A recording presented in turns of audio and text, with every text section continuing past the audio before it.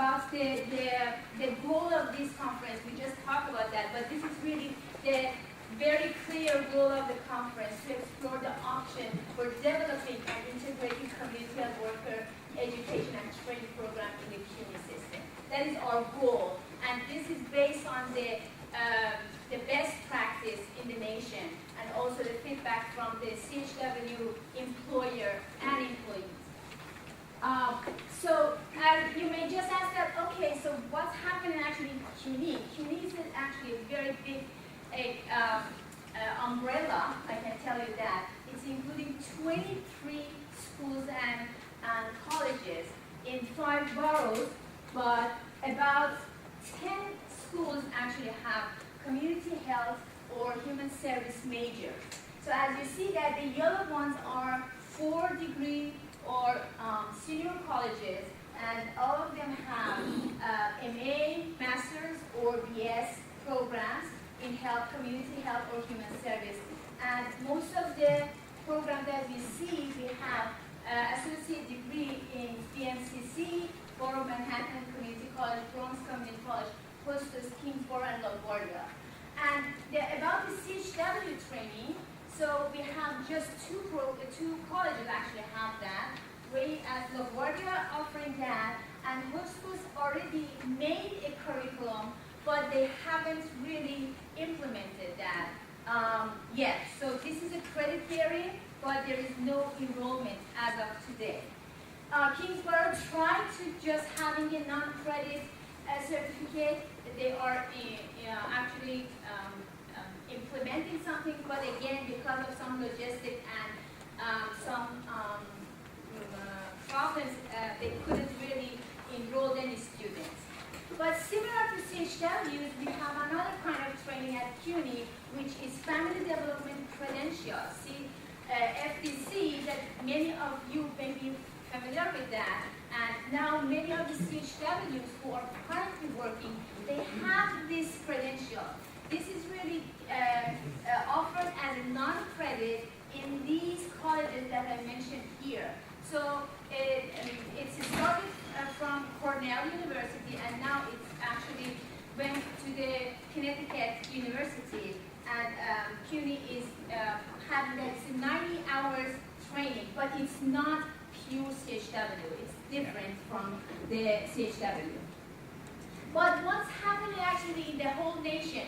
Why we could get these experts from other nations? As we see, there are about 18 states that they are doing some CHW standard training. It means that they have some things at the state level.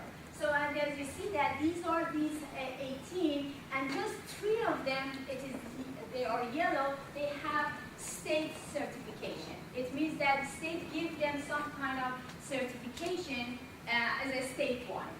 And this is the reason that we invited experts from these 3 states, because they are running as a statewide certificate. They have a curriculum as a statewide, and Anne already talked to you about Minnesota, and we have other guests from Ohio and Texas, and we also actually invited 2 more experts from 2 more states, Arizona and California. Why these 2 states?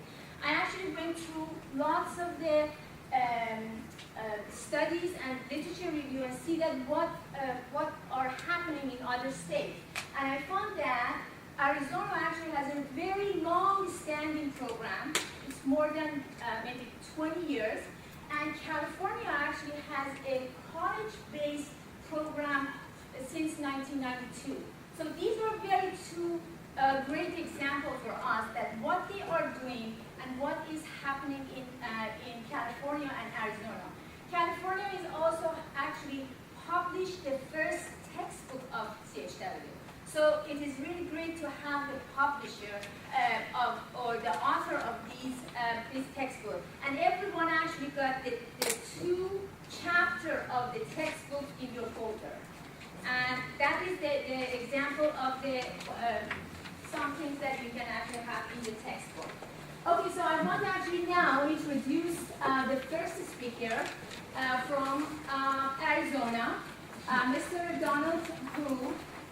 He is the Associate Director Arizona Area Health Education Center program from University of Arizona. John has a long-standing actually experience in the community of worker, and when I actually emailed him about getting some information, I got a long email about all of the sources. I really appreciated about all the information actually I got. And Don is going to actually give you some overview about the CHW, the history, what's happening about the curriculum. And I hope Don you can make it actually a little bit shorter because